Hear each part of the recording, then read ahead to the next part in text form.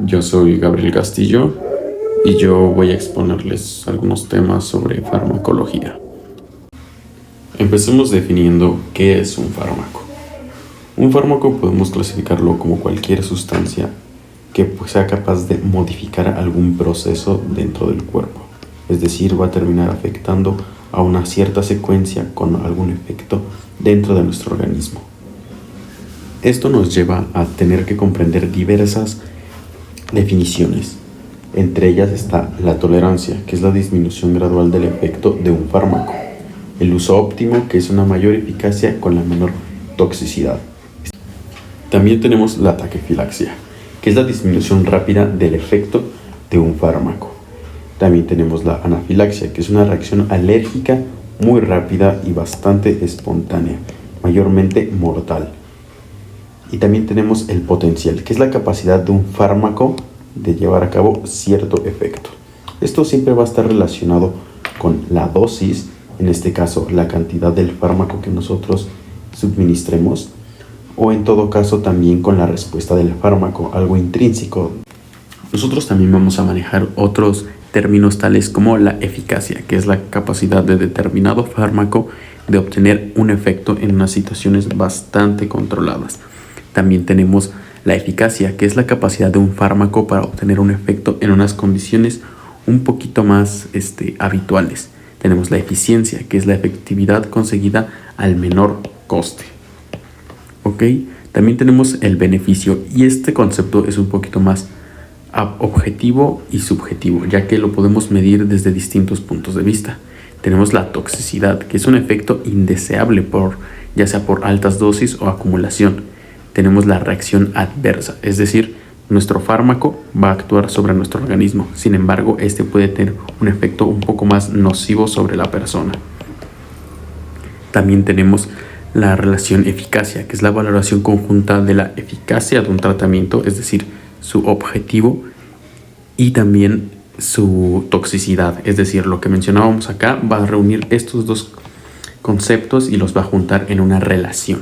También tenemos la intensidad, que es el nivel de efecto del fármaco en relación a su concentración plasmática.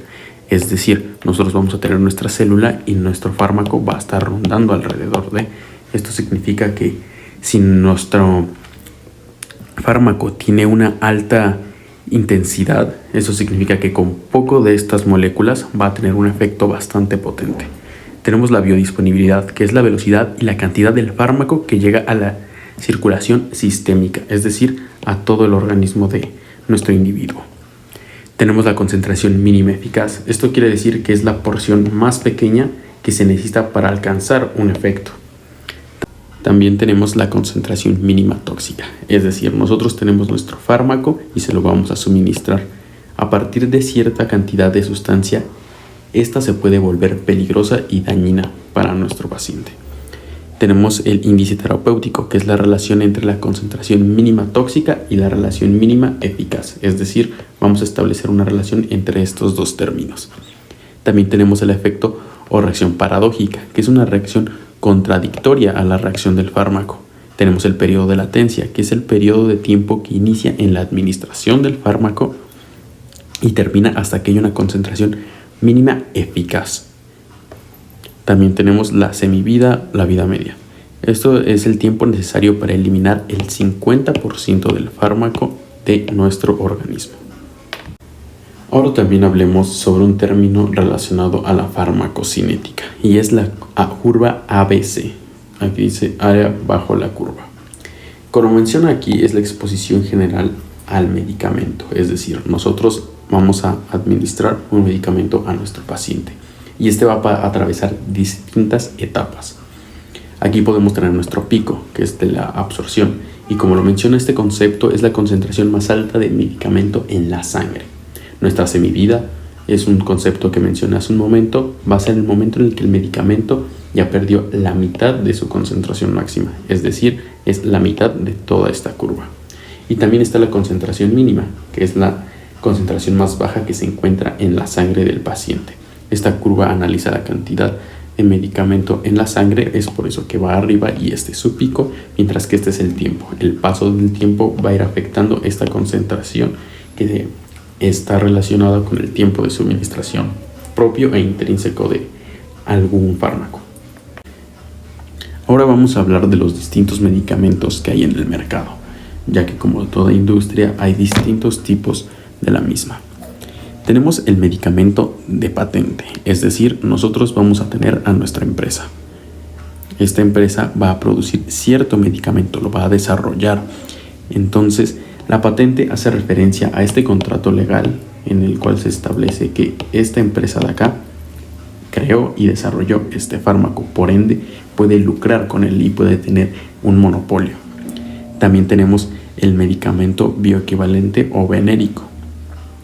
Este medicamento es similar al de patente, sin embargo, debido a que esta patente de acá ya expiró, queda un poco libre, por denominarlo de cierta manera, y ahora otras empresas igual pueden empezar a crear su versión de este fármaco.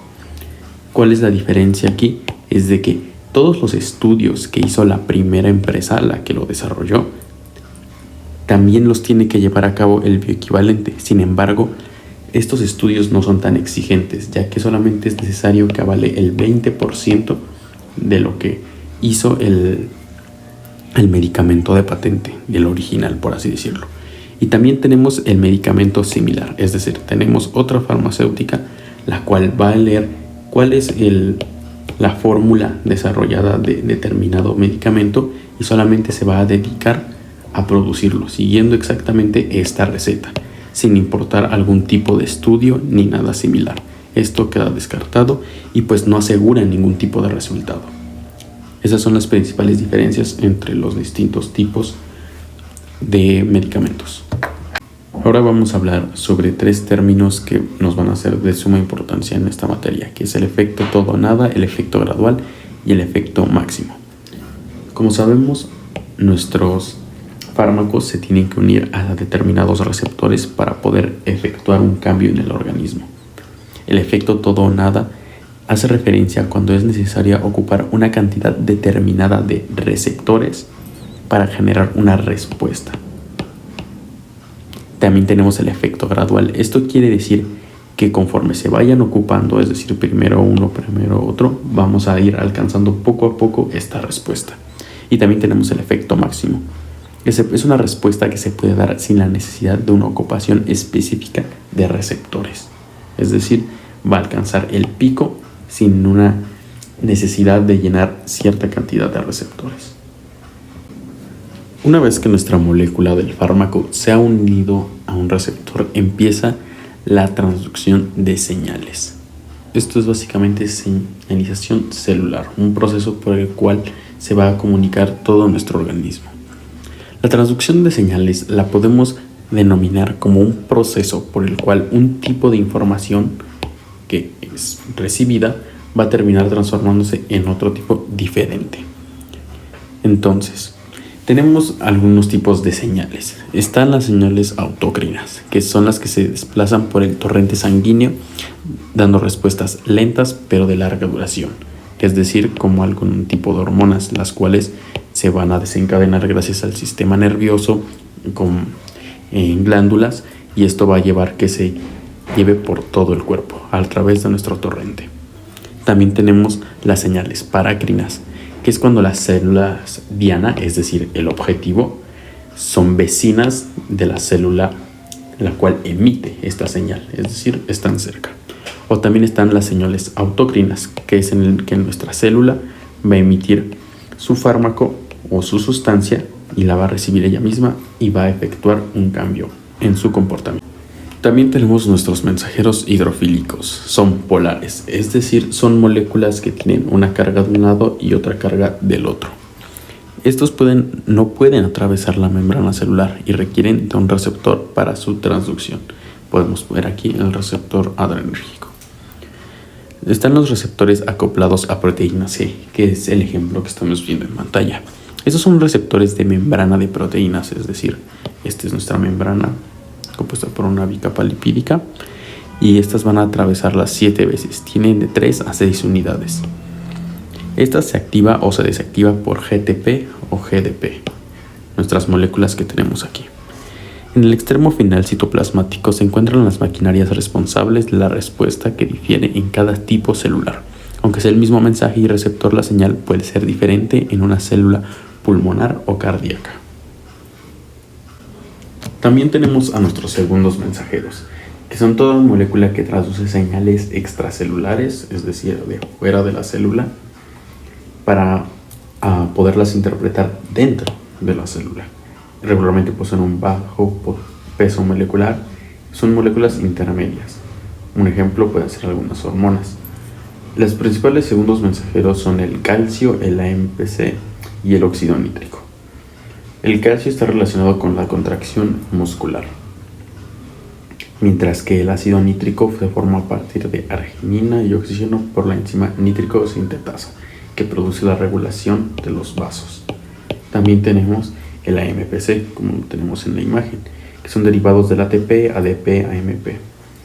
Y también tenemos los canales iónicos, que son un conjunto de proteínas transmembranales, es decir, van a atravesarla. Y permite el paso de iones, es decir, algunas moléculas, mediante el gradiente de concentración. También podemos hablar de un efecto bastante interesante, que es el efecto placebo. Este efecto nos dicta que la eficacia del medicamento no solamente depende de la unión a su receptor, como les mencioné hace rato, sino que también se debe al efecto placebo, que, por ejemplo, nosotros tenemos a nuestro médico y nuestro médico nos dice que determinada pastilla nos va a solucionar absolutamente toda nuestra dolencia y que es un fármaco muy bueno. Si esto nos dice, este efecto nos marca que nuestro paciente va a percibir un cambio inclusive medible dentro de su bienestar. Se cree que entre el 20 al 50% de la población tiene este efecto. El efecto placebo, al ser también un efecto que influye en la parte psicológica, tiene ciertos triggers o algunos disparadores, por así decirlo. Por ejemplo, los colores de las pastillas. Los colores cálidos tales como el rojo, el amarillo o el anaranjado estimulan a los pacientes en la depresión. Los colores fríos tales como tenemos el azul también puede ayudar a proveer cierta tranquilidad o alivio. También podemos ver que el sabor puede influir en esta sensación de efecto, como el sabor amargo, que puede dar la sensación de un mayor efecto. Hay otros que tienen un sabor prácticamente nulo o que no es notorio. También está la parte del precio, es decir, que entre más nosotros logremos invertir en nuestra salud o en determinada pastilla, psicológicamente nosotros pensamos que es un mejor medicamento y esto puede contribuir. Este efecto también se utiliza bastante en el momento de la analgesia del dolor y sobre todo también se puede dar en un ambiente de anestesia, como es nuestro caso en el consultorio dental. Se cree que es por una modulación de dolor decente por endorfinas, serotonina, GABA, oxitocinas y cannabinoides. La respuesta del efecto placebo también se da en proceso de la tos como un antitusivo. Se estimula la producción de saliva, secreción de moco y este efecto aumenta con sabores un poco más dulces. Ahora hablemos de la receta médica. ¿Qué es la receta médica? Este es un documento legal para prescribir la medicación al paciente para su dispensación por parte del fármaco. Consta de 3 partes, que es la inscripción, que es el nombre de las sustancias medicamentosas, la suscripción, que es el modo de preparar dichas sustancias, y la instrucción, que es la forma de administración, es decir, cómo se lo va a tomar. Los datos de la receta son la identificación correcta y completa del paciente y su tratante, es decir, esto de acá, señalado aquí. También tenemos la fecha y el lugar, al igual que tenemos la identidad del fármaco, ya sea genérico, de patente, aquí se va a mencionar. También tenemos la cantidad y la forma de administración y también se debe elegir la aproximación al diagnóstico síntoma, la mayor eficacia, la mayor seguridad, una fácil administración y comodidad Todo esto son cosas que dependen de nuestro paciente. Nosotros tenemos que ver la manera de adaptar esta medicación a él. Relacionado a la receta médica, a este documento, es que se han creado diversos grupos de medicamentos.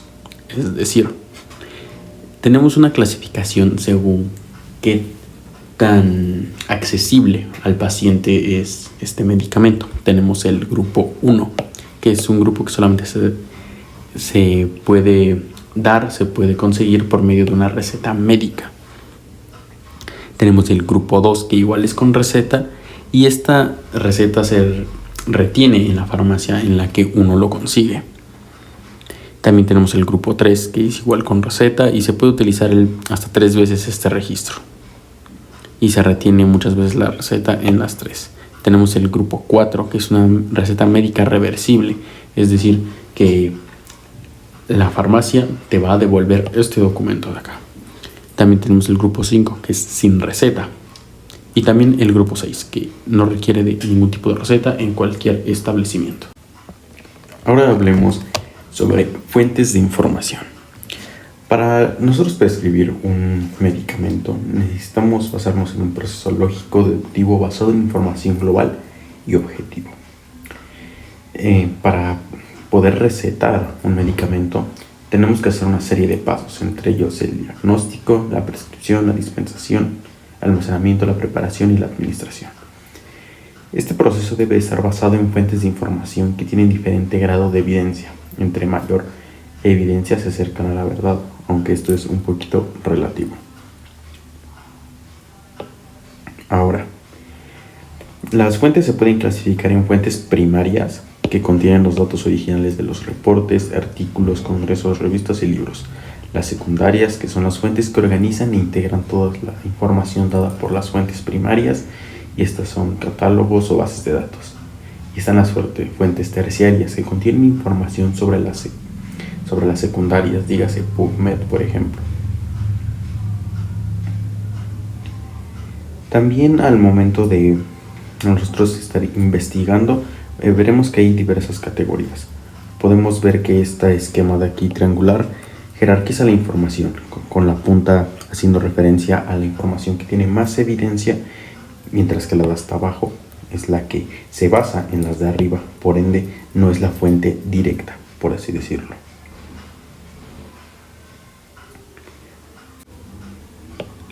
Dentro de este tema de información también tenemos las siglas PICO. Y esta es la forma en la que se recomienda buscar la información o una pregunta, y se agregan las variables. Según este sistema, para delimitar la información lo podemos hacer de la siguiente manera. La P hace referencia al paciente, una población, sus características, tamaño, edad, género, etc. Tenemos la I, que es un indicador de intervención que se refiere a la que se le hace al paciente o a la población, los métodos de prevención, el diagnóstico, la terapia y el pronóstico. Tenemos la letra C, que es la que nos va a indicar la comparación, y es cómo se evalúa contra qué y en relación a qué. Y también tenemos la letra O, que significa outcome, y este es el resultado esperado o la consecuencia de la intervención en la población, que se compara con el grupo control. Metaanálisis es el conjunto de herramientas estadísticas para sintetizar datos de una colección de estudios. Miden si el tamaño del efecto o el resultado esperado es consistente, preciso y exacto. También ayuda a identificar las inconsistencias o sesgos. La exactitud, que es la cercanía de una medición al valor verdadero. La precisión, que es la cercanía de agrupación entre un grupo de resultados. La veracidad, que es la cercanía de la medida de un grupo de mediciones al valor verdadero. Y el sesgo es la diferencia entre mediciones y valor de referencia. Ahora, esto puede ser representado de una manera un poquito más gráfica. Es decir, si tomamos nuestro punto central como que es la precisión máxima, podremos decir que cualquier cosa alejada de esto lo podremos considerar sesgo, que vendría a ser el espacio intermedio. También tenemos la exactitud, pues la absoluta, por así decirlo, que es en la que se encuentra más cercano. También está la exactitud alta, que es la que se encuentra exactamente y delimitada. Ahora, para poder analizar un metaanálisis hay distintas herramientas, entre ellas el código ATC. ¿Qué nos quiere decir? Es un sistema de clasificación anatómica, terapéutica y química. Ahora, este está estructurado en 5 niveles por números y letras que designan el organismo o sistema en que actúan, su acción terapéutica, mecanismo farmacológico o químico, y también el principio activo. Vamos a poner un ejemplo, tal como es el caso del diazepam. En este tiene el código N05BA01. En este caso es el sistema nervioso. El 05 hace referencia a que es psicodélico. B, que es un ansiolítico. Mientras que la A es benzodiazepinas. Y el 01 hace referencia al diazepam en sí. También tenemos la clasificación internacional de enfermedades. En este caso está abreviado como CIE y determina la clasificación y codificación de enfermedades y su variedad de signos, síntomas, denuncias, circunstancias sociales, daños y enfermedades. Este fue creado por la OMS y su última edición fue en el 2018 y sigue aún vigente. Ahora hablemos sobre los medicamentos LASA. Estas letras quieren decir look alike y sound alike. Es decir, son medicamentos con apariencia similar y o pronunciación similar. Y es uno de los errores más usuales en el proceso de medicación, y de hecho se le atribuye el 10% de errores y el 4% de muertes. También hay similitudes en el envasado, nombre del principio activo, nombre comercial, concentraciones diferentes. Entonces la similitud puede ser fonética, en este caso, como suena, ortográfica. Por ejemplo, está el Ponstil, que es ácido mefenámico, y Pontin, que es ibuprofeno.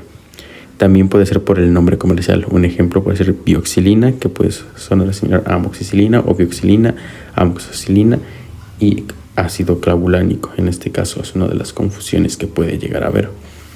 Por eso es que se recomienda que los medicamentos que sean considerados LASA sean almacenados en diferente lugar, al igual que procurar tener una buena ortografía al momento de escribir una receta médica. Aquí también es importante mencionar las distintas especialidades médicas en las que hay, ya que hay algunas en las que tienen más o menos incidencia. En este caso tenemos la oncología con un 21%, siendo la más alta, la neurología teniendo un 18%, la cardiología con un 11%, el endocrinología con 8%, psiquiatría 8%, analgésicos 7% y otros representan el 3%. También es importante mencionar algunos tipos de interacciones farmacológicas, es decir, cómo es que un fármaco va a actuar frente a otro cuando estén conviviendo en un mismo entorno. Tenemos la sinergia, que es cuando el efecto aumenta de 1 más 1 igual a 2, es decir, simplemente es una adición. También tenemos la potenciación, es decir, vamos a tener nuestros dos fármacos, van a interactuar, sin embargo el resultado ya no va a ser una simple suma, sino se va a multiplicar, por decirlo de alguna manera, y el efecto va a ser aún mayor.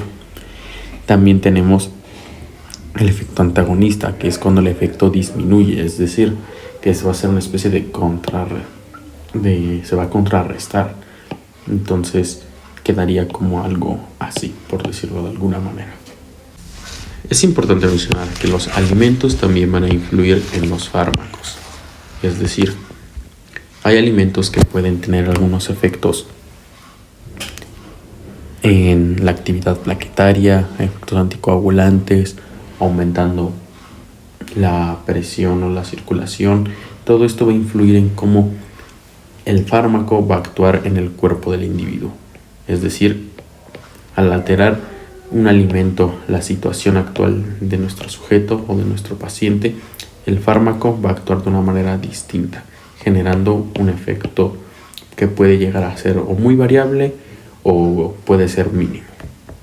Como todo fármaco, va a tener reacciones adversas, va a tener consecuencias el consumir algún tipo de químico e introducirlo en el organismo. Hay muchos tipos y están clasificados en A, B, C, D, E y F. El tipo A es una exageración del efecto con una dosis dependiente. ¿Esto qué quiere decir? Que esta afección se va a ver directamente involucrada por la dosis suministrada a nuestro paciente. Tenemos la B, que es la exageración no dosis dependiente, es decir, que nuestro paciente va a reaccionar de una manera bastante exagerada sin importar cuánta dosis suministremos de nuestro fármaco. Tenemos la C, que es la exageración en dosis prolongada. Esto quiere decir que el fármaco es suministrado por un tiempo largo, un tiempo extenso, y eso ha llevado a que nuestro paciente pueda tener cierto tipo de reacciones. También está la clasificación D, que es que aparece en un tiempo después de suspender el fármaco, es decir, se terminó el tratamiento, ya no se le está suministrando, sin embargo, tiempo después nuestro paciente presentó algún tipo de problemática. También está después de la suspensión brusca de un fármaco corticoide. Y también están por las impurezas, es decir, que todo fármaco puede llegar a contener sustancias que no van de acuerdo a al principio activo. Puede tener contaminantes, etc. Entonces, estos contaminantes, estas moléculas sobrantes, son las que van a influir sobre nuestro paciente y van a terminar dándole cierta afección. El embarazo es una etapa bastante delicada en la persona gestante. Van a haber diversas situaciones que van a influir en su estado emocional, psicológico y por ende biológico. Debido a esto es que la suministración de fármacos es aún más delicada. Debido a esto surgió la clasificación riesgo-embarazo y esta va de la letra A, B, C, D y X. La letra A no representa algún tipo de riesgo. La letra B significa que se ha estudiado en animales, pero que no se ha demostrado con algún dato relevante que exista algún riesgo. La C es una toxicidad demostrada en animales únicamente, pero no en datos en mujeres. La letra D es que ya se ha comprobado que en mujeres o en pacientes femeninos hay un riesgo tóxico. Y la X representa que el riesgo supera el beneficio, es decir, es completamente inapropiado suministrar esta clase de medicamentos durante la gestación. Dentro de las interacciones vamos a tener las farmacéuticas, las cinéticas y las farmacodinámicas. Cada una hace referencia a cierto tipo. Por ejemplo, la farmacéutica es más posible en un índice terapéutico estrecho. Las farmacocinéticas tienen una alta tasa de unión a proteínas plasmáticas, mientras que una interacción farmacodinámica hace referencia a la dependencia de la concentración del fármaco en determinada cantidad, ya sea de sangre, plasma, etc. En este caso, siempre se va a buscar reducir la dosis al mínimo, nunca buscaremos sobremedicar a nuestro paciente, esto para alterar lo mínimo su organismo. Relacionado al tema de las interacciones farmacológicas, es verdad que va a haber interacciones más frecuentes que a otras, y para esto hay una escala. Las interacciones muy frecuentes, es decir, las que van hasta arriba, van a tener una relación de 1 a 100 o 1:10. Después las frecuentes se les considera un rango de 1 a 1000 a 1 con relación a 10.000 Las de baja frecuencia ya se les considera a partir de 10.000 o 1 por cada 100.000. Las interacciones raras son las que se les considera de 1 en 1.000.000. Vamos a tener ejemplos, por ejemplo, de la anafilaxia con anestesia dental, que tiene un 1 sobre 1.200.000. La parálisis facial es considerablemente más común, es decir, va a tener 1 sobre 1.000. También tenemos los síncopes en una consulta dental, que son aún más comunes, que representan el 1 sobre 200.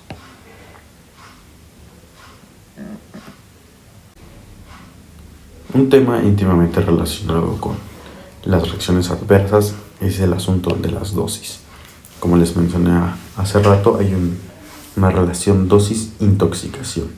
Es por eso que vamos a tener aquí 3 tipos de dosis. Tenemos la terapéutica. En este caso, esta va a ser la dosis con la cual se va a empezar a tener un efecto, el efecto deseado según el fármaco. Tenemos la dosis umbral, que es la dosis mínima que produce un efecto estudiado, es decir, va a ser lo más bajo para poder ver alguna especie de resultado en nuestro paciente. Y también la dosis máxima, es decir, que nuestro paciente va a poder soportar cierta cantidad de fármaco, pero hasta aquí. Una vez que se rompe este techo, ya se va a tener un efecto tóxico. Entonces, antes de romper ese techo, esa es la dosis máxima.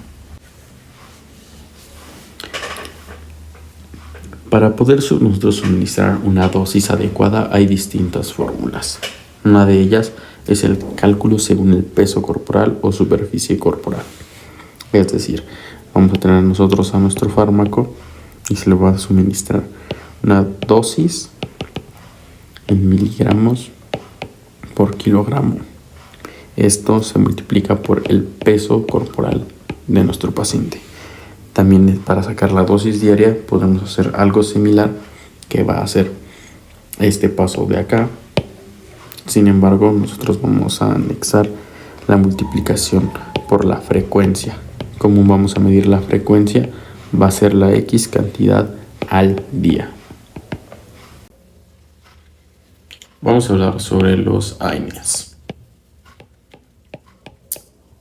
En este caso, antiinflamatorios no esteroideos. Una parte importante de la inflamación se debe a la producción de las prostaglandinas por parte de las proteínas llamadas COX. El sustrato de COX es el ácido araquidónico, que se libera por la alteración de la membrana celular, activando la fosfolipasa A. Las prostaglandinas provocan una vasodilatación, al igual que también aumentaron la permeabilidad, bajan el umbral de disparo de la polarización, es decir, nuestra capa se va a polarizar de una manera un poco más sencilla.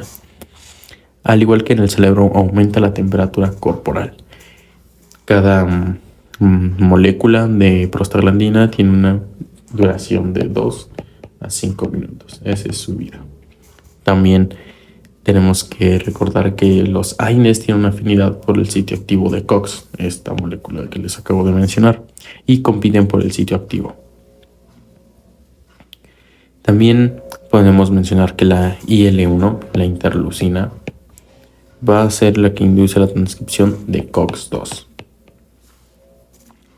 También sobre la molécula COX se han teorizado una que se cree que pues existe en el cerebro y es utilizada para darle, digamos que, justificación a cierta acción por parte de algunos AINES.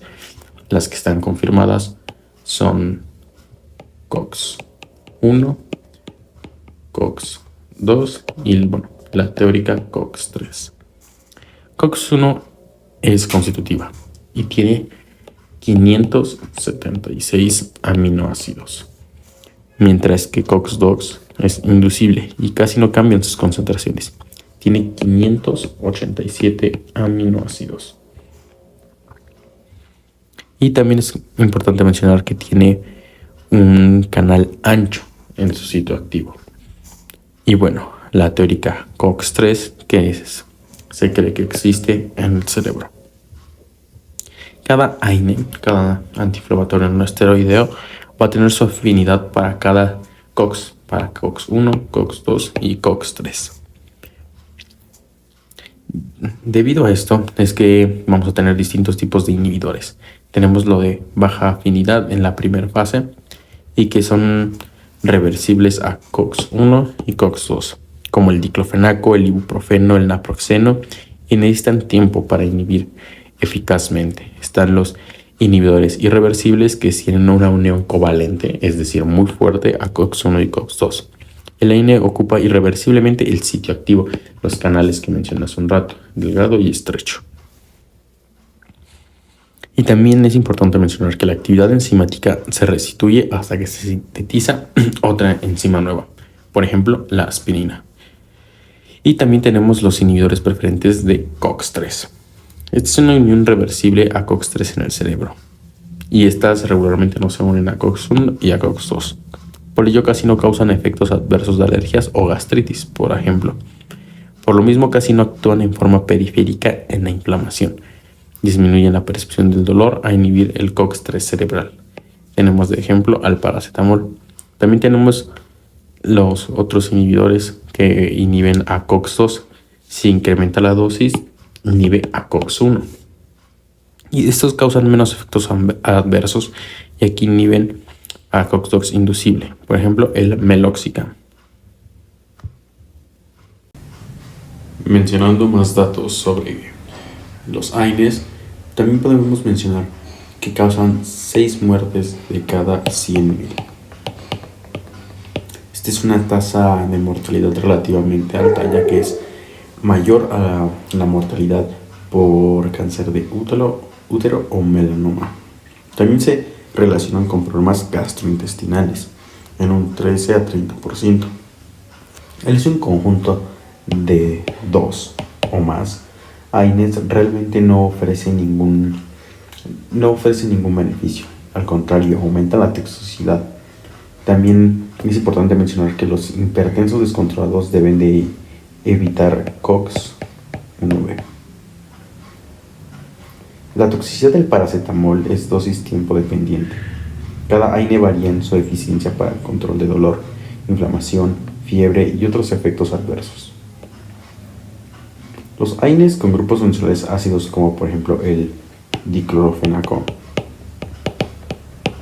el ibuprofeno,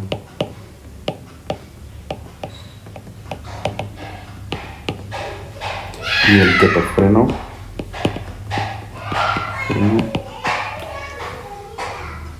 tienen fácil acceso a las áreas más irrigadas y se acumulan en áreas inflamadas en líquido sinovial. También hay que mencionar que los AINES que no son ácidos, como el COX-1B y el paracetamol,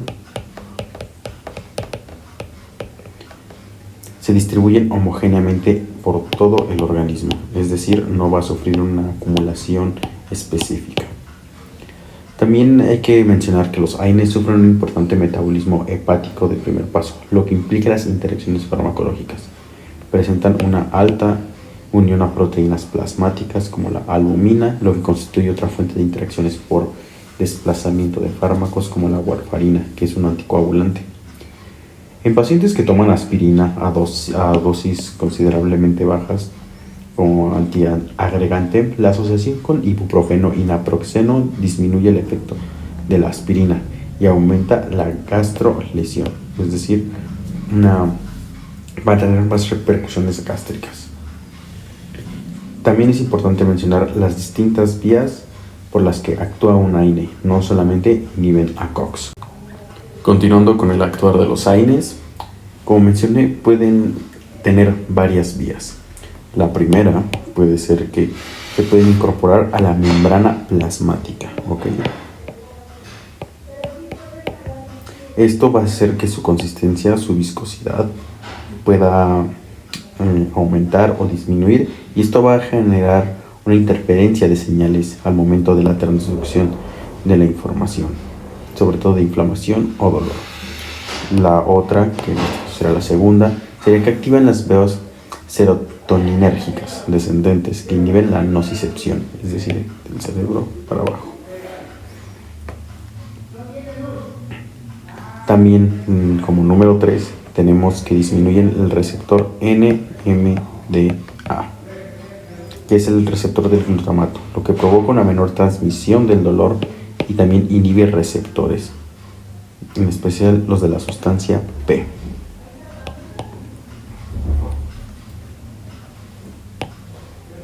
También, como cuarto punto, tenemos que inhiben la expresión de ICAM y BCAM. Esto impide una migración y apédesis de células inflamatorias, es decir, no va a existir este traslape de célula o de extravasación. También inhiben la vasodilatación, es decir, va a generar cierta contracción. Son más eficientes en dolores donde se involucran las prostaglandinas, y su acción antipirética se da por inhibir la síntesis de prostaglandinas del cuerpo y cerebro que actúan en el hipotálamo. Es importante que al utilizar los AINES definamos si va a ser aguda o va a ser algo un poco más crónico, es decir, de un uso más prolongado. Si la aplicación es con fines analgésicos, antiinflamatorios o antipiréticos, ya que estos cuentan con estas tres funciones en mayor o menor medida según el fármaco. También hay que definir si la inflamación tiene un componente inmunitario, si sus interacciones farmacológicas con medicamentos que toma el paciente, y también la efectividad varía de un individuo a otro, es decir, también hay que considerar que no a todos los individuos les va a afectar de la misma manera. También hay que considerar que es más fácil suprimir un dolor en sus comienzos. Continuando con las consideraciones al momento de utilizar AINES, tenemos que considerar que el paracetamol también posee mecanismos de acción diferentes y complementarios con respecto a otros AINES. Se puede iniciar la solución de manera parenteral y seguir de manera enteral. También hay que mencionar que la mayoría de los AINES tienen un efecto dosis dependiente, hasta un efecto techo. Es decir, sus efectos van a ser directamente dictados por la cantidad que haya de nuestro fármaco en el individuo y según el periodo de tiempo también. Las dosis antiinflamatorias son superiores a las dosis analgésicas. Esto aumenta también los riesgos de los efectos adversos. También hay que evaluar el tiempo de latencia en relación al tipo de dolor crónico, agudo e intensidad. También hay que tomar en cuenta que el hecho de la analgesia no es un todo o nada, sino que es justamente una curva gradual. La concentración en sangre no siempre corresponde con el efecto de la analgesia, es decir, si su concentración está en un pico, no necesariamente este pico es igual al efecto deseado. Esto también puede causar una dosis excesiva y acumulativa, es decir, si uno sigue administrando, las dosis van a seguir acumulándose en distintas regiones según sea el fármaco, al igual que esto no nos va a garantizar un buen efecto. También hay que evaluar el tiempo de latencia en relación al tipo de dolor crónico, agudo y también a su intensidad. También hay que mencionar que el paciente dicte cuál fármaco acepta, le es más eficaz y tiene menores efectos sobre él. Es por eso que es importante efectuar distintos cuestionarios para saber si a nuestro paciente le va a venir bien determinado AINE o si ha probado otros que le va aún mejor. Los AINES también se pueden combinar con ayudantes, como por ejemplo los opiáceos, la cafeína, los antihistamínicos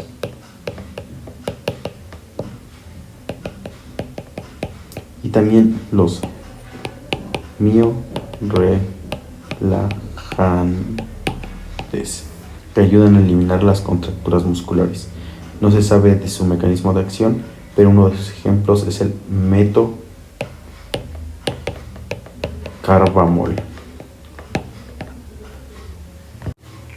Los AINES también tienen que ser clasificados. En este caso, los que vemos en pantalla es una lista con 7 tipos de AINES clasificados según su estructura química. los silicatos, indolacéticos, derivados ariloacéticos, ácido enólicos oxicanes, ácido enólicos pirazolonas, derivados de aripropiónicos y los coxibes. Otra clasificación que tenemos de los AINES es según su vida media. Tenemos la clasificación 1, que podríamos decir que es de vida media o media corta. Y estos son 6 horas. Entre ellos tenemos la aspirina, el diclofenaco simple, el ibuprofeno, indometacina y fetoprofeno. Vida media intermedia tenemos que es una duración de 6 a 10 horas. Entre estos tenemos el difusinal. Y también tenemos que su vida media larga, en este caso, va a ser de más de 10 horas. Entre estos tenemos al naproxeno, piroxicum y diclofenaco. También hay que mencionar que los AINES van a tener ciertas interacciones con otros medicamentos, lo cual es importante mencionar, ya que algunos de ellos son de gravedad. Tal es el caso como con las quinolas, que pues al mezclarse con un AINE puede dar lugar a convulsiones. Los antihipertensivos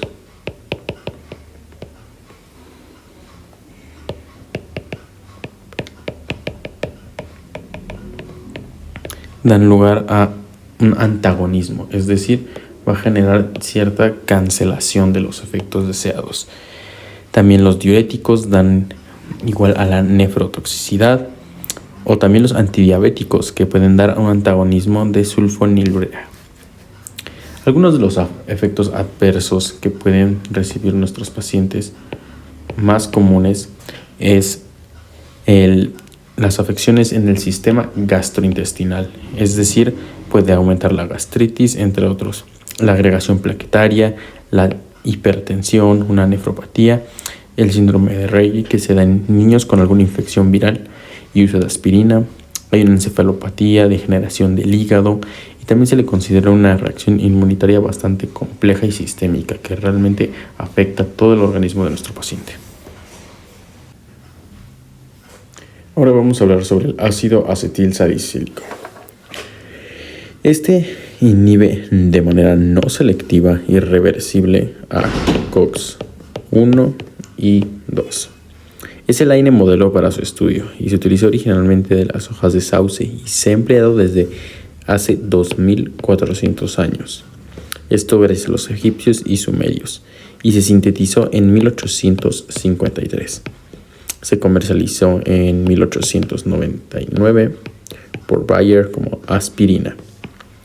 Esta tiene un consumo anual de alrededor de 120 millones de pastillas. Y el sauce servía y se daba a beber, pero se dejó de usar por una ley que prohibía quitar la corteza de sauce para su uso posterior como madera. Relacionado a esto, también tenemos que mencionar que la aspirina tiene distintas presentaciones y también varían en su tasa de desintegración, disolución y latencia. Es decir, no va a mantener su forma en la que la vemos dependiendo de su presentación. Está la masticable, que es de 500 miligramos, la efervescente, que hay de 500, 300 miligramos, que hay menor latencia y por lo mismo duración. Hay algunas que tienen algún recubrimiento entérico, que son de 500 miligramos y son de mayor latencia y duración. Tenemos el polvo de 850 y de 500 miligramos, el Cardioprotect de 100 miligramos. También tenemos el ascórbico, que es de 240 miligramos. También tenemos una aplicación tópica que se encrema lociones y también elimina la queratina. Hay que tomar en cuenta que no se tiene que administrar en menores de 10 años. Esto debido al síndrome de Rayleigh que les mencioné. También hay que considerar que la dosis tóxica es a partir de 200 a 300 miligramos por kilo de nuestro paciente. A la toxicidad se le llama salicilismo y hay acúfenos, hiperventilación por la acidez del cuerpo, coma, deshidratación, inhibe el ciclo de Krebs y el metabolismo de los aminoácidos. La dosis letal, que es de 500 miligramos por kilogramo, es decir, 20 a 60 pastillas. La dosis usual dependerá del efecto que se quiere obtener sin llegar a las dosis tóxicas mencionadas.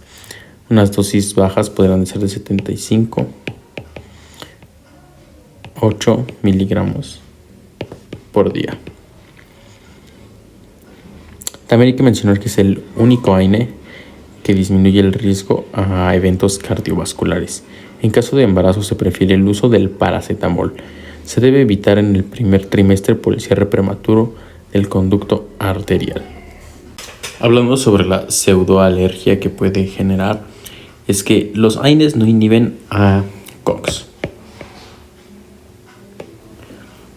Es decir, este fenómeno provoca una desviación del ácido araquidónico a la formación de leucotrienos.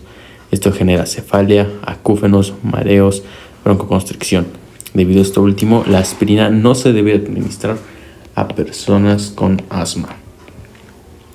También está la alergia verdadera, que en esta se presenta edema, urticaria, una baja presión, una taquicardia, que es el aumento de el ritmo cardíaco, y también es que la vida media aumenta con la dosis. Entonces, sabiendo esto, hay que conocer también la cantidad y su vida media. En este caso, los 300 miligramos van a tener una vida media de 3 horas. Los 600 miligramos van a tener una vida de 6 horas. 2 gramos es igual a 9 horas de vida media, mientras que 4 gramos nos van a dar 15 horas de vida media. Ahora hablemos del paracetamol. Este inhibe la síntesis de las prostaglandinas, es decir, en nuestro sistema nervioso central. Esto provoca efectos antipiréticos y analgésicos. Tiene un menor efecto sobre COX y por ello es un antiinflamatorio muy leve. Este no afecta la función de las plaquetas. Parece inhibir la recaptación de la anandamida, lo que aumenta su presencia en la hendidura sináptica. Aumenta la síntesis de serotonina, también inhibe la producción del óxido nítrico y también disminuye la sustancia P.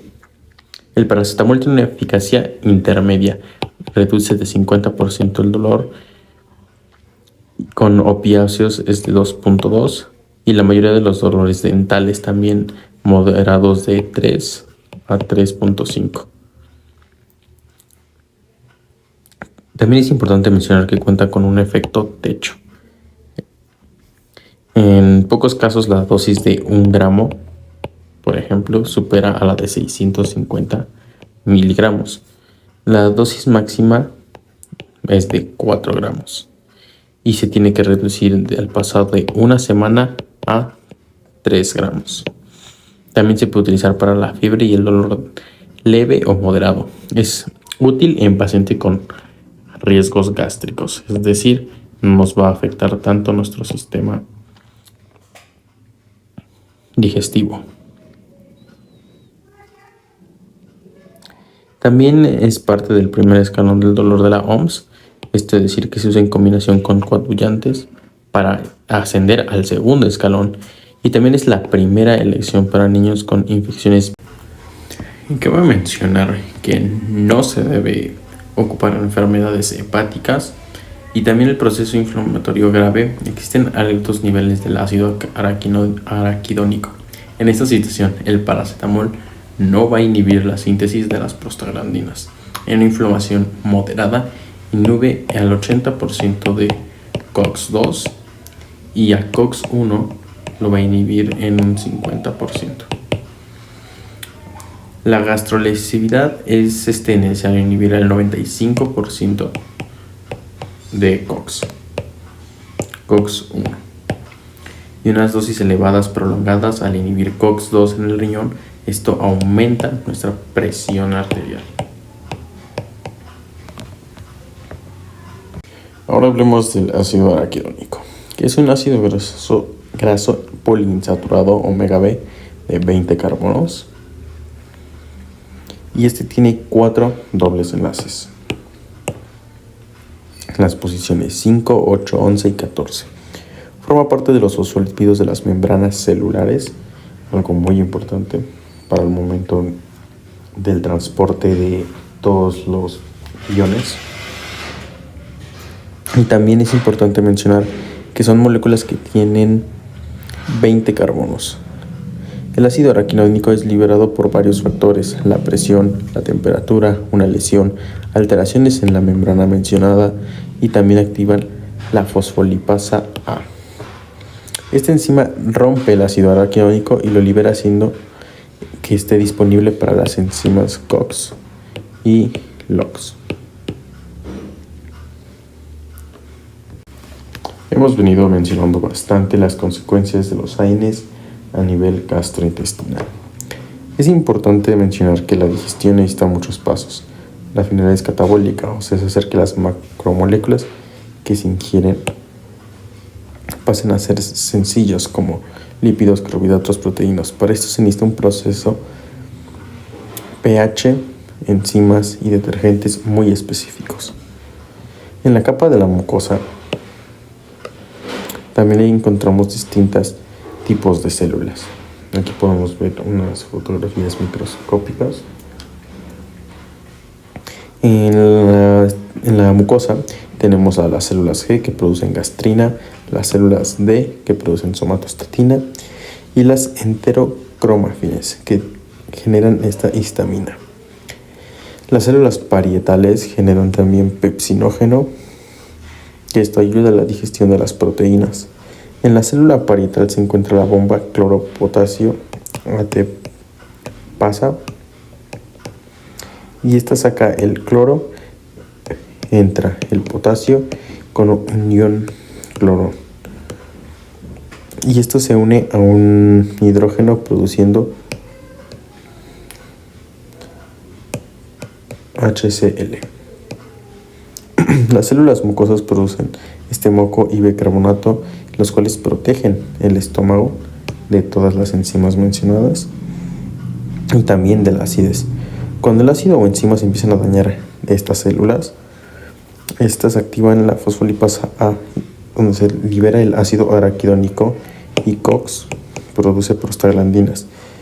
Estas P6 activan la célula mucosa para producir un moco e inhiben la bomba cloro potasio ATP. Y esta bomba se activa por 3 vías, ya sea por la gastrina de las células G, por la histamina, por las células enterocromafines, o también por la acetilcolina, por el nervio vago, que se activa por estrés emocional o presencia de alimentos. También podemos mencionar la úlcera peptídica, que es una pérdida de esta mucosa. Es posterior a la gastritis crónica, es decir, algo que ya ha persistido a lo largo del tiempo y que puede evolucionar hasta una perforación.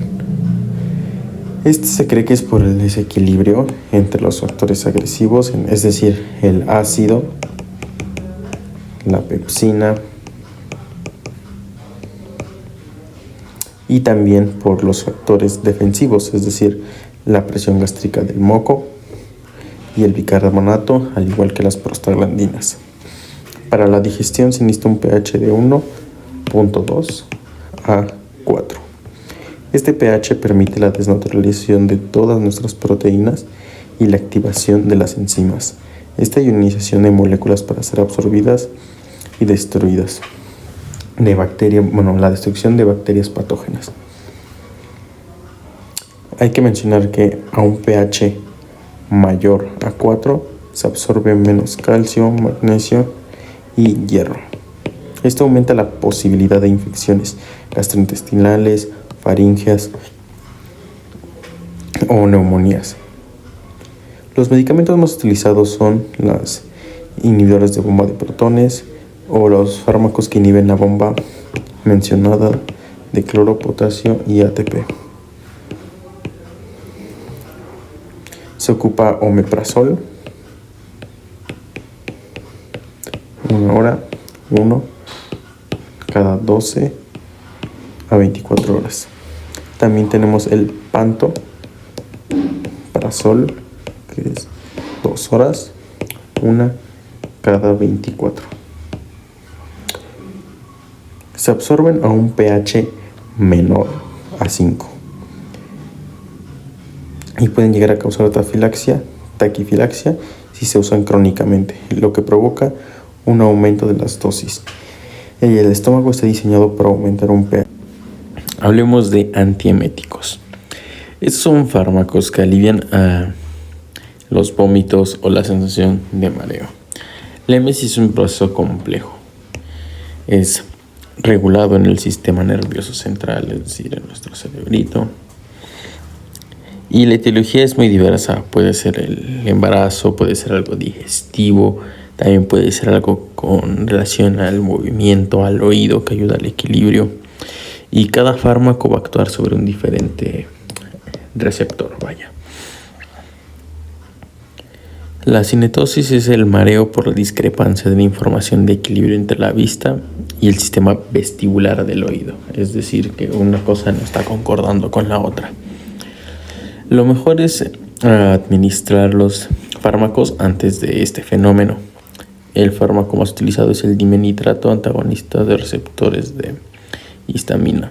Inhibe receptores de M de la acetilcolina y puede provocar un poco de sueño. También inhibe la histamina, ya que esta se libera en alimentos tóxicos y hace vomitar como protección, es decir, un mecanismo de defensa.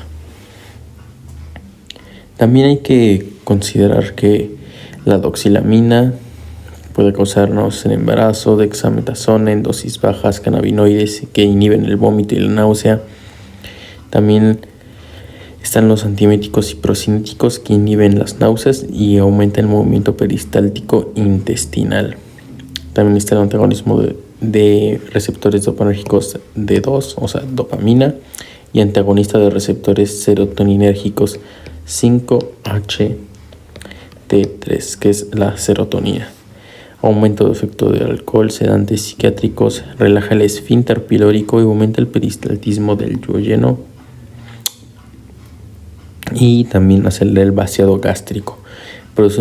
También podemos mencionar la erosión dental, que es la presencia de ácido de origen no bacteriano. Si el origen es por gastritis o reflujo gástrico, las caras palatinas, es decir, estas de acá, de los dientes anteriores, que vienen siendo de canino a canino, se van a ver erosionadas y se va a notar esta especie de coloración aún más amarillenta y prominente. Esto se da por el hecho de vomitar, y también se puede dar por chupar limón y cosas o alimentos bastante ácidos, los cuales van a afectar el esmalte de cada uno de los dientes. En el caso se puede ver bastante en la parte superior, en los dientes superiores. La hernia hiatal. Esto es cuando parte del cardias queda protruido en el diafragma, aquí, lo que provoca una deformidad en el esfínter. Esto impide que se cierre de una manera adecuada, permitiendo la salida de gases, jugo gástrico. Una de las causas va a ser el envejecimiento, el aumento de la edad, y también se hace más débil. Esto es debido a que, como mencioné, se va debilitando este músculo que tenemos aquí. También hay una tos crónica, el estreñimiento por esfuerzo. También puede ser que la obesidad genere una presión aún mayor sobre el estómago, el estrés, el tabaquismo, y el 20% de la población tienen una hernia hiatal asintomática. También es importante mencionar que se le relaciona con el cáncer de estómago y la anemia. El caso de los corticoides. Estos se desarrollan en la corteza suprarrenal. Esto nos va a dar 3 tipos de corticosteroides: los glucocorticosteroides, los corticoides y los andrógenos. La corteza, al tener estas tres zonas, sintetiza una hormona esteroidea a partir del colesterol. La zona glomerulosa, la más externa, va a ponerse los mineralocorticoides, aldosterona, regulan el metabolismo de la sal y el agua. La zona fasciculada, que es la media, va a regular esta parte de los glucocorticoides y el cortisol, el metabolismo de la glucosa y el estrés. Y también tenemos la zona reticulada interna, que es la que va a producir los andrógenos.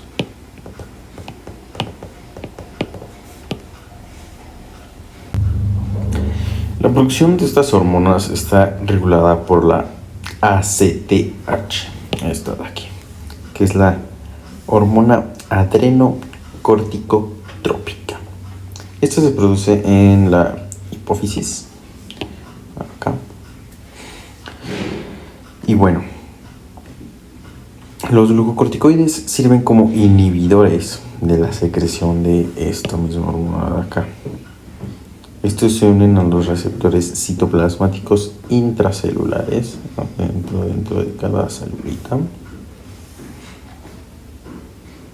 Después de la unión, el complejo receptor hormona se traslada al núcleo de la misma, es decir, para acá, y promueve la expresión de genes. Por este mecanismo, algunos efectos tardan horas a días.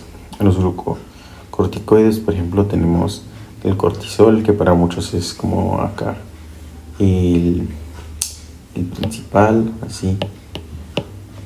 Entonces, digamos que su producción es diurna, es decir, en la noche, con un pico en la mañana. El estrés y la concentración de esteroides influyen sobre la secreción, inhiben la inflamación sin importar su origen infeccioso, químico, físico, inmunológico, etc. También inhiben la inflamación inmediata, ya sea el rubor, dolor, tumor, fiebre, y las tardías cicatrizaciones y proliferación celular. También inhiben la inmunidad celular, que la humoral. Función de los glucocorticoides es promover el metabolismo de glucosa, de glucogénesis, lipólisis, metabolismo de aminoácidos, ayuda a aumentar la resistencia al estrés, disminuye los eosinófilos, basófilos, monocitos, linfocitos de la circulación y se los lleva a tejido linfoide, y esto aumenta los eritrocitos y plaquetas. También ayuda a bajar la inflamación y bajar el nivel de leucocitos, macrófagos, citocinas o lipasas, y esto estabilizando las membranas de los mastocitos y los basófilos, lo que disminuye la liberación de la histamina. También hay que mencionar que concentraciones muy elevadas de glucocorticoides provoca la retroalimentación negativa sobre la hormona ACTH. Así se inhibe la producción de glucocorticoides extra, es decir, esto de acá se va a evitar. Y también se evita la tiroxina para alterar la filtración glomerular. También los derivados sintéticos de corticosteroides varían su potencia antiinflamatoria y su duración de acción. Se utilizan reacciones alérgicas, enfermedades inmunitarias, inflamación y tratamiento de restitución. La restitución es la enfermedad de Addison. En esta no hay una respuesta ante un estímulo de ACTH en la corteza adrenal y se tiene que administrar hidrocortisona, que es idéntica prácticamente a la natural. También está el síndrome de Cushing, que hay una hipersecreción de glucocorticoides.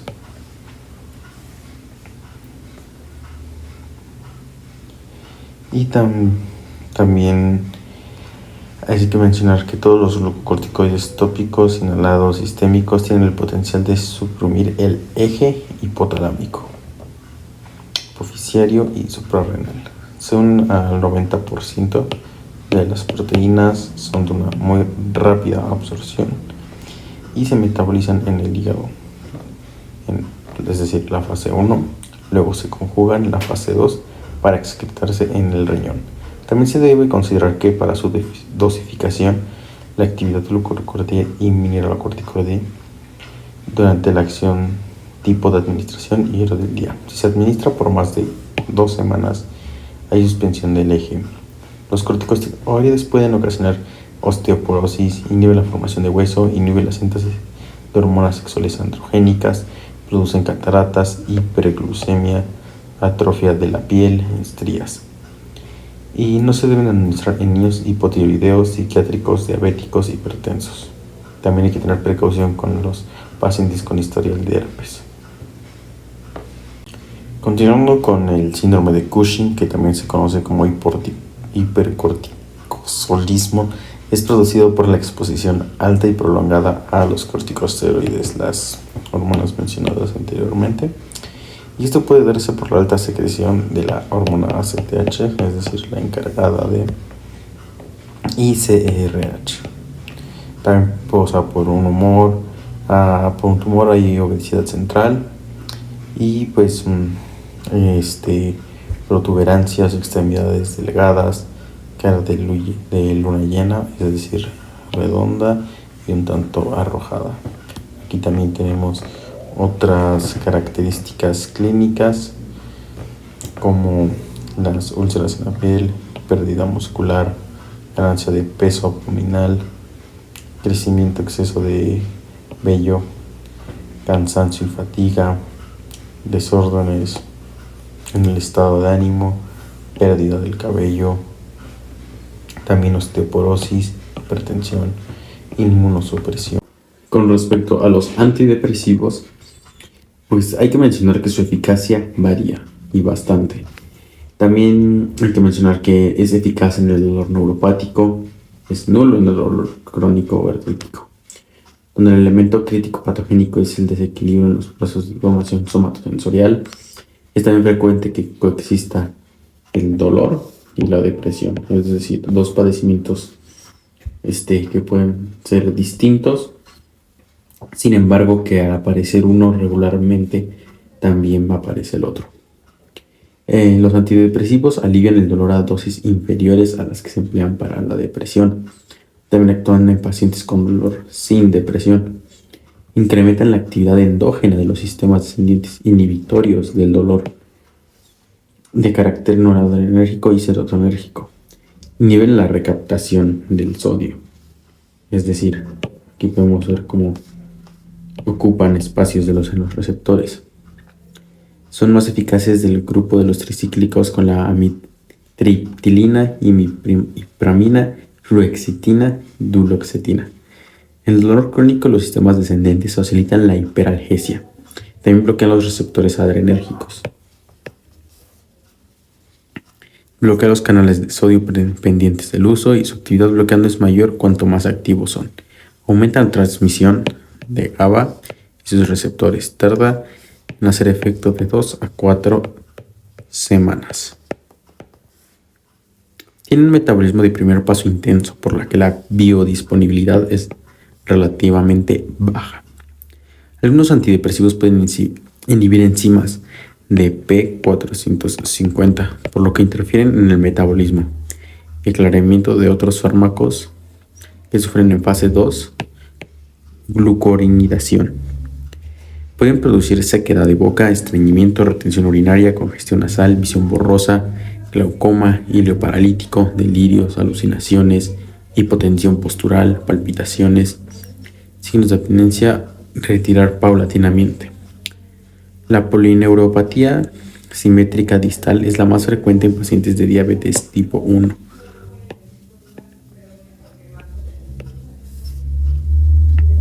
Y el mismo fantasma doloroso es un dolor por desaferenciación. No es posible elegir y recomendar un determinado antidepresivo para determinado tipo de dolor.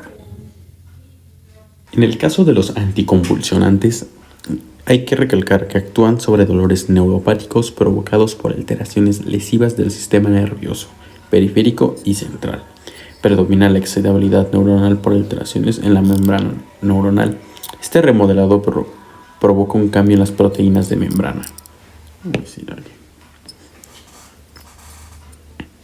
Hay cambios en los canales iónicos. El remodelado no es solamente en la lesión que puede extenderse, sino que hay una sensibilización central. Los anticonvulsivantes y anestésicos modifican las funciones de los canales iónicos y a nivel de la actividad eléctrica, alivia el dolor en un 40 al 60%.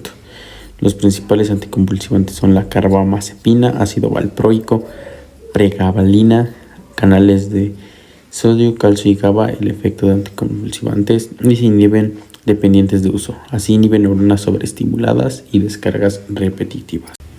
Los antihistamínicos. La histamina es un mensajero químico. Esto nos quiere decir que se va a encargar de cierto tipo de señalización para desencadenar una respuesta. Este es generado por los mastocitos. Regula demasiadas respuestas celulares como la alergia, la inflamación, el ácido gástrico, la neurotransmisión, y se encuentra en todos los tejidos. Tiene diversos receptores, tales como H1, H2, 3 y 4. Este promueve una vasodilatación, al igual que una permeabilidad capilar, es decir, va a facilitar cierto paso. También promueve la secreción de citocinas proinflamatorias. Esto es algo bastante importante de recalcar. Y también promueve la estimulación de las terminaciones sensoriales. Los bloqueadores del receptor H se dividen en las generaciones 1 y 2. Los primeros penetran directamente en el sistema nervioso central y causan una sedación. Los de segundo no causan alguna sedación, ya que son más polares. También es importante recalcar que no influyen sobre la producción de histamina. Lo único que hacen es bloquear el receptor o ocuparlo para evitar un uso. Y se utilizan principalmente para alergias como rinitis o urticarias. Y la histamina es uno de los compuestos en el asma, por ello no es tan efectivo. Con respecto a las benzodiazepinas, hay que mencionar la ansiedad, que es el miedo que surge de una fuente conocida o desconocida, donde seguido hay síntomas como taquicardia, sudoración, temblores y palpitaciones. La ansiedad está relacionada con las ideas del futuro y la depresión está relacionada con las ideas del pasado. Hay fármacos ansiolíticos, antidepresivos, hipnóticos que producen sueño. Los ansiolíticos usan los receptores ácido aminobutírico GABA, y GABA es el principal neurotransmisor inhibidor en el sistema nervioso central. Los receptores tienen 5 subunidades, 2 alfa, 2 beta y 1 gamma. Esto en la membrana postsináptica. Ahora, la activación del canal GABA permite la entrada de cloro, causando la hiperpolarización, mientras que las benzodiazepinas se unen a alfa y gamma, aumentando la frecuencia de apertura. El rango de seguridad en la relación dosis efectiva a dosis letal es alta. En el diacetam es 10.000 veces. Los efectos de las benzodiazepinas son ansiolíticos, sedantes, hipnóticos, amnesia anterógrada, la memoria se altera, disminuye la capacidad para aprender y formar nuevas memorias. En los anticonvulsivantes esto es algo parcial. También se actúa como relajante muscular y a una dosis elevada relaja la espasticidad muscular. Tiene un potencial adictivo y no se recomienda en pacientes con glaucoma, alcohol, EPOC, y se recomienda por periodos cortos, no con antihistamínicos. Hay tolerancia de 2 a 3 semanas y no se debe usar con psiquiátricos. No se tienen que tampoco descontinuar de forma abrupta. Disminuyen la latencia del sueño, aumentan la etapa 2 y 1 y anulan la etapa 3 y 4, es decir, el sueño profundo. Son lipofílicos, es decir, que van a cruzar el cerebro y la placenta. Se absorben rápido y tienen un metabolismo hepático fase 1 y fase 2. Están las benzodiazepinas de acción breve, de 2 a 8 horas, como el alprazolam y medazolam, de intermedia, que es de 10 a 20 horas, como el lorazepam y temazepam. Y también están los prolongados, que son de A1 a 3 días, que es el diazepam.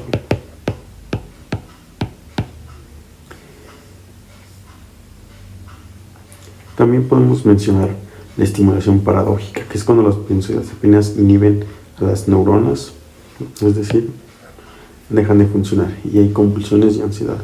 A las 4 semanas causa dependencia, aumento, coordinación, riesgo de caídas y también aumenta la demencia, efectos paradójicos, disminuye la respiración, apnea del sueño y genera tolerancia y no se debe utilizar con antihistamínicos. Ahora hablemos sobre los analgésicos opioides. Estos tienen 3 receptores que van a ser mu, delta y kappa. Su acción y efectos van a depender del receptor al que se acoplen. Pueden ser agonistas, agonistas parciales, agonistas antagonistas y antagonistas. La morfina es el opioide de referencia. Otros son la oxicodona, el fentanilo, la metadona, la codeína, el tramadol, el cual se le considera un agonista débil, inhibidor de mu y de recaptación de serotonina y noradrenalina. Estos se usan desde el 3600 a.C. en Egipto. Esto gracias a la flor del opio. En 1806 es cuando se aisló por primera vez la morfina, llamada así por el dios Morfeo, que es el dios de los sueños. Un opioáceo es una molécula derivada del opio, tal como la morfina o la codeína. La endorfina son opioides endógenas, narcótico que viene del griego narcóticos. El efecto analgésico de los opioides es por la activación del sistema opioide endógeno, el cual es el principal mecanismo inhibitorio de la transmisión nociceptiva en el sistema nervioso central y periférico. Los receptores se encuentran a nivel pre- y postsináptico de la transmisión nociceptiva. Los agonistas se unen a sus receptores produciendo un efecto y el antagonista tiene una afinidad para unirse al receptor, pero no hay efecto. Pueden producir somnolencia, sedación, náuseas, vómitos, estreñimiento, prurito, retención urinaria, euforia, depresión respiratoria, tolerancia, dependencia física y también tienen una regencia dependiente de la dosis, es decir, a mayor dosis, mayor la analgesia, pero se encuentra limitada por otros efectos no deseables. Hay que recalcar también que los receptores opioides son receptores acoplados a proteínas G. Inhiben producción del AMPC y llevan un flujo de calcio y abren canales de potasio. También inhiben otras proteínas. Sus efectos son en varios sistemas y muy diversos. Puede afectar la respiración, el músculo cardíaco, intestinal, la motilidad, la inmunología, producen alucinaciones y también se utilizan para el control del dolor disruptivo oncológico, inclusive para pacientes terminales. No se utilizan para un dolor agudo inflamatorio y no son tan útiles para el dolor crónico. La morfina, al ser el referente, no tiene un techo en analgesia, pero sí se presentan diversos efectos adversos. Hay algunos opioides débiles y que son los que tienen los efectos techos, mientras que los opioides más fuertes son los que rompen este techo. También hay clasificación según el receptor. Puede ser el agonista puro, como la morfina, heroína, metadona, dextropropoxifeno, coxeína, loperamida y fentanilo. Está el agonista parcial, como la buprenorfina, el agonista antagonista, tal como la nalbufina, los agonistas como naloxona. Entre los efectos adversos de estos es el mareo, comezón, liberan histamina, retención urinaria, depresión respiratoria, reflujo, náusea, constipación, inmunosupresión, alteración endocrina menstrual. El 23% de cada 100 consumidores de heroína se hacen dependientes. Si hay un dolor intenso, se reportan menos efectos adversos y dependencia.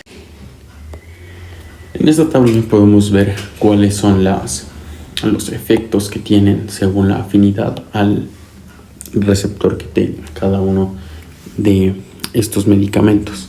Es decir, entre mayor afinidad se va a mostrar con más símbolos de más. Entre menor se va a mostrar con este símbolo. Y de este lado tenemos justamente todas las consecuencias o los efectos que tendrán estos fármacos. Ahora hablemos de la morfina. Es un agonista, un opioide de referencia. Es la primera elección para el dolor, el cual es muy agudo oncológico. Es fiable, de muy bajo costo y tiene demasiadas variables en presentaciones.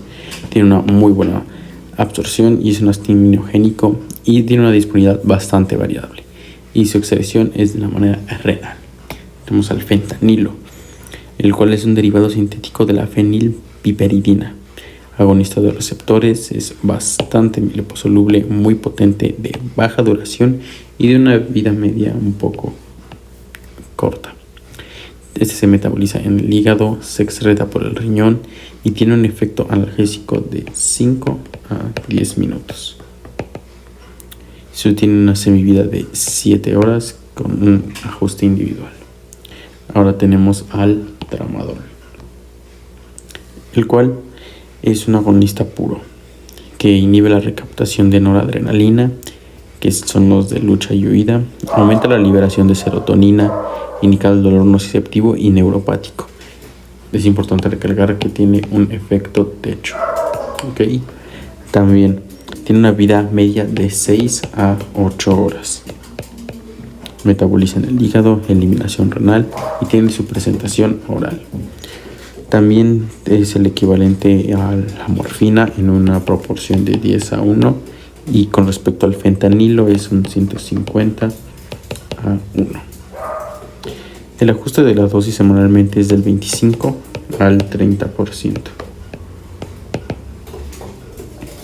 Se puede haber una dependencia física a partir de las 3 o las 4 semanas y una tolerancia de 2 semanas.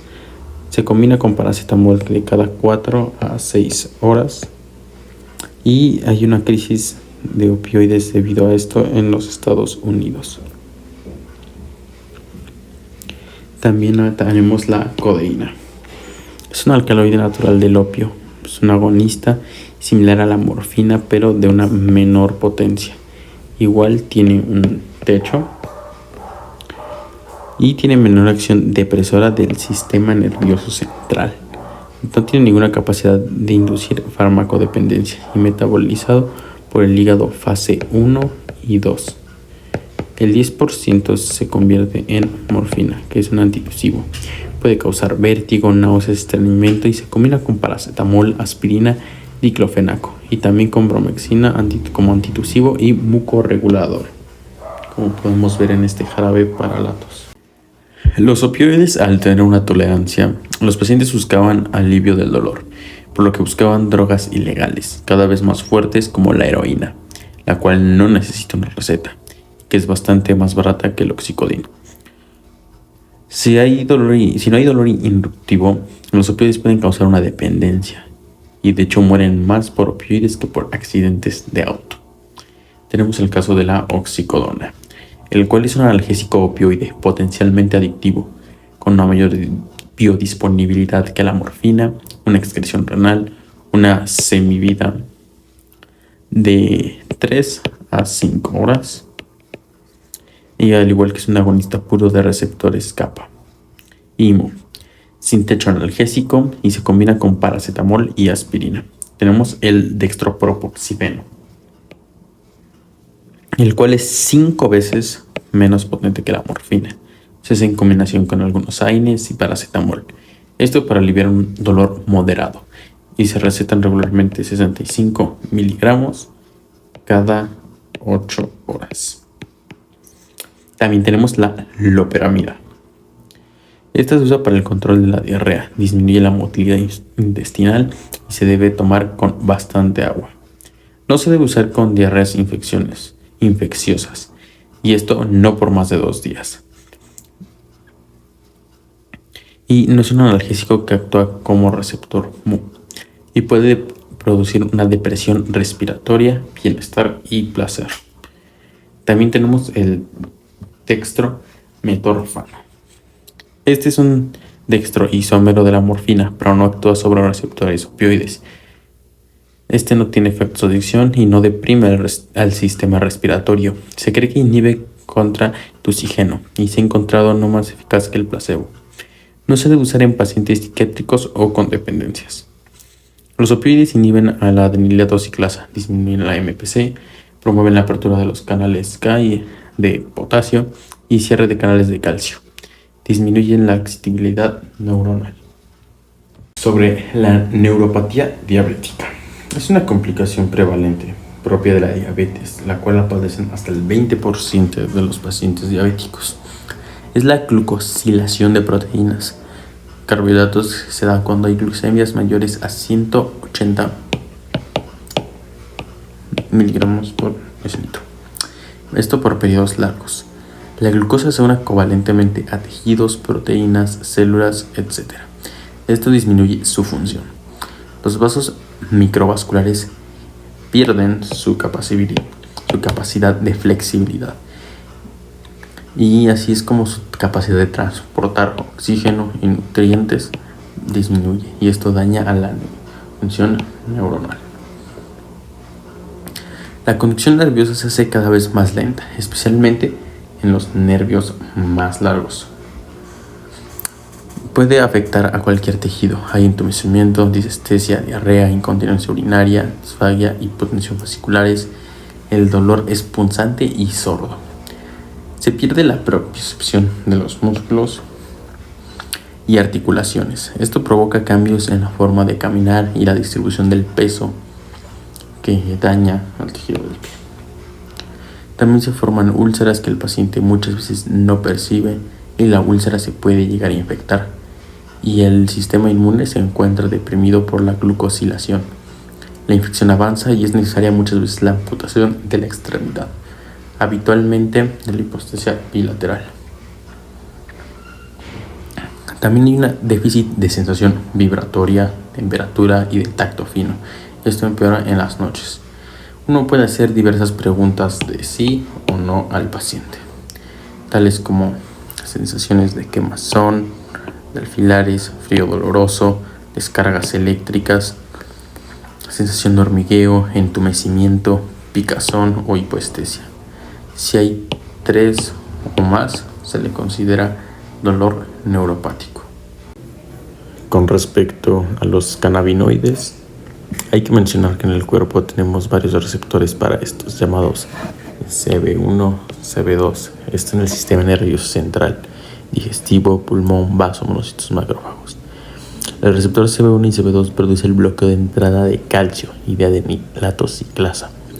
El agonista natural de CB1-CB2 es la anandamida, que es un neurotransmisor con señalización retrógrada.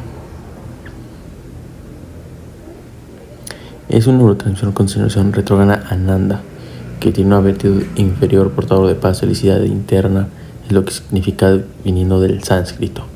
Descubierto en 1964, al unirse al receptor ocasiona una sedación, hipotermia, inmovilidad intestinal y analgesia. No se guarda en vesículas preformadas. Se libera de la membrana celular y sintetizando a demanda. Son liberadas en células postsinápticas de Rodón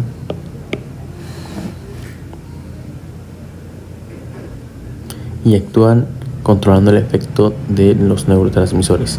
Se cree que intervienen en el control del dolor agudo, dolor neuropático, dolor por cáncer, convulsiones.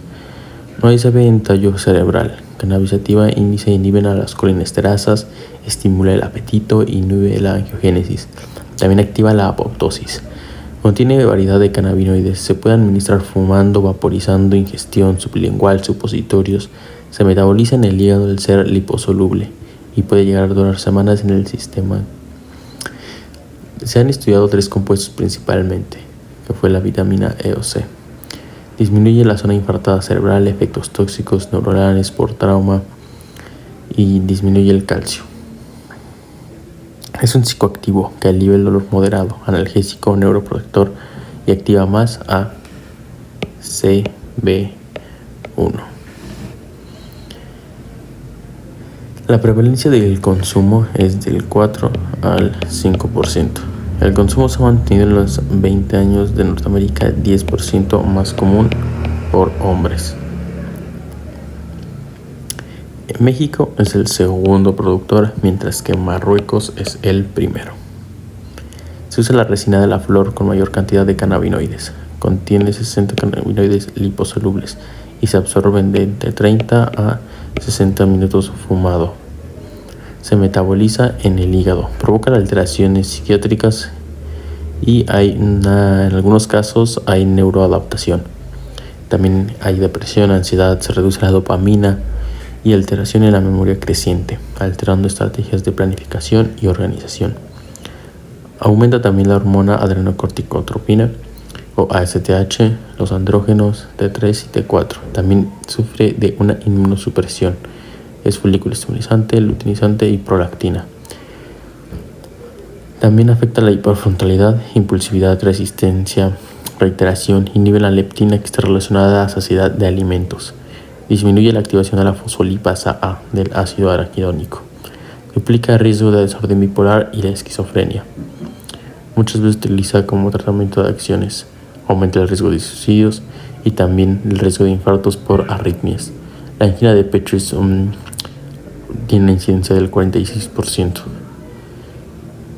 El agonista CB1 en tejido adiposo es 1000 veces más sensible. Tiene efectos psiquiátricos y también produce cierta analgesia.